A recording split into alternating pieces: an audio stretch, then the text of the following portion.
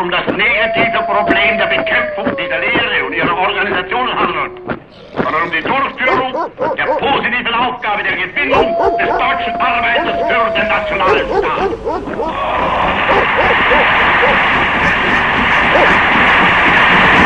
Der Reichsregierung braucht daher nicht dieses Ermächtigungsgesetz die Länder aufzuheben. Wohl aber wird sie diejenigen Maßnahmen treffen, die für immer eine Gleichmäßigkeit der politischen Intentionen im Reich und in den Ländern mit dem Reichstags und der Feierseite eines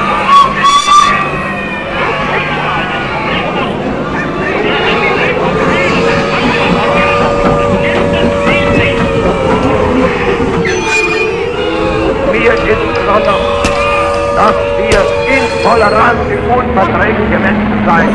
Wir wollen sagen, unsere Parteien arbeiten. Und es Politiker, man schärft das noch, indem man sagt, die Nationalsozialisten sind überhaupt nicht deutsch, denn sie lehnen die Arbeit